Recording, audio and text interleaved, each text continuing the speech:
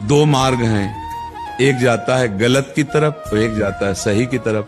चलने की पावर आप में भगवान ने दी। अब आप गलत मार्ग तय करते हैं या सही मार्ग तय करते हैं, तो आप देख रहे हैं कि आप गलत मार्ग तय करके उदास हो रहे हैं, क्लेशित हो रहे हैं, तो आप सही मार्ग का अनुसरण क्यों ना करें। देखो इतनी छूट भगवान ने दी कि हम अच्छा कर्म करें या बुरा कर्म करें, इसकी स्वतंत्रता भगवान ने दी, पावर हमें। अगर आप ब्रह्मचर्य रहोगे तो ब्रह्मचर्य में इतने सामर्थ्य है कि एक बार जो सुन लिया गया वो जीवन भर याद रहा है। हम तुम्हें नियम बताते हैं, सुबह सूर्योदय के पहले उठो, जल पियो, फिर टहलो, शौच स्नान करो, फिर इसके बाद 30 मिनट व्यायाम करो। ये सब सूर्योदय के पहले हो जाना चाहिए। कुछ दंड बैठक, कुछ उछल कूद, आसन, प्राणायाम, व्यायाम और सात्विक भोजन। ब्रह्मचर्य रहना है तो विपरीत आकर्षण जो हो रहा है उससे हमें दूरी बना के रहना। अगर तनिक भी सिद्धि कोई दिखाए तो गिर ही जाएगा, वो भ्रष्ट ही हो जाएगा। और जब ब्रह्मचर्य रहा जाता है तो उसको सुविधा माया देती है ब्रह्मचर्य नष्ट करने की। किसी भी बहाने से संभाषण, किसी भी बहाने से स्पर्श, किसी भी बहाने से चित्र आदि देखना।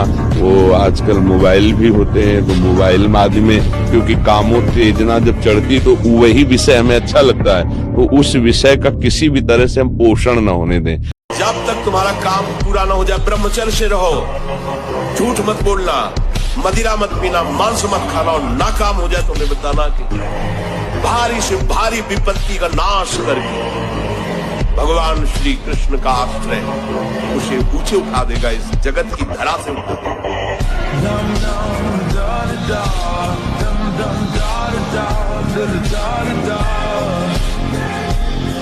बहुत खतरनाक चीज है जो हस्त मैथुन क्रिया है, ये बहुत खतरनाक, किसी को भी नहीं करनी चाहिए।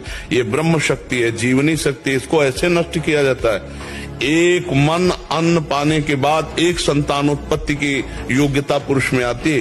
ये तो भगवान शक्ति देते हैं, तो उन्हीं के बल से, नहीं तो बहुत हानिकारक है बच्चा।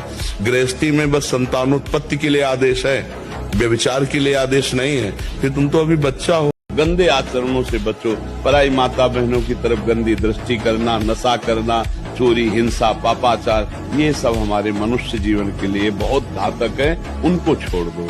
एक एक बात छोड़ते चले जाओगे तो आप अच्छे होते चले जाओगे, और एक एक बात पकड़ते गंदी चले जाओगे तो आप नीच पुरुष हो जाओगे, आप पाप आत्मा कहलाओगे। दूसरों को सुख देने वाले बनो, दूसरों के सुख छीनने वाले मत बनो। यही हमारी प्रार्थना है और यही सत्संग का सार है। ये अवस्था वीर नष्ट होने की है। क्यों नष्ट हो रहा है? क्योंकि ये मोबाइल है, जो चाहे देख सकते हैं, जैसा चाहे भाव विचार कर सकते हैं, और जब मित्रों से मिलते हैं तो उसे सुख का वर्णन करते हैं कि ऐसा करने से सुख मिलता है, ऐसा करने से सुख मिलता है। और वो सब सुख की लालसा में दुख यो नया, ये सब दुख देने वाले, कम से कम उनको ये बताया जाए कि मनुष्य जीवन कितना कीमती है और इसका उद्देश्य क्या है और सुख कैसे प्राप्त होता है। सुख केवल भोगों में नहीं है। ब्रह्मचारी मतलब आग, ब्रह्मचर्य मतलब आग। आप सच्ची समझो, आग। पैर ऐसे पड़े जैसे आग में पैर पड़ते। आग में पैर कैसे पड़ते हैं? ऐसे ब्रह्मचारी चलता है। ये क्या है? जैसे गिलहरी नहीं एकदम चिलचिलाती भागती है, ऐसे ब्रह्मचर्य का जीवन होता है। पता नहीं तुम लोगों की बातें समझ में क्यों नहीं आ रही।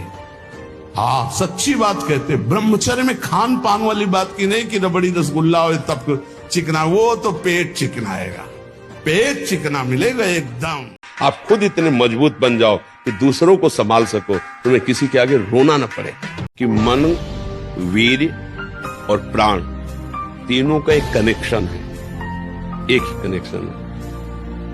अगर हमारा वीर ब्रह्मचर्य ठीक है तो मन शांत और एकाग्र रहेगा, और प्राण बलवान और सूक्ष्म रहेंगे। अगर वीर कमजोर हो गए तो मन चंचल, अशांत, और प्राण स्थूल और बलहीन हो जाएंगे। तुम नाम जप करो, अच्छे आचरण करो, गंदी भोजन, गंदा दर्शन, गंदी वृत्तियों का त्याग करो, आगे का मार्ग खुद समझ में आ जाएगा।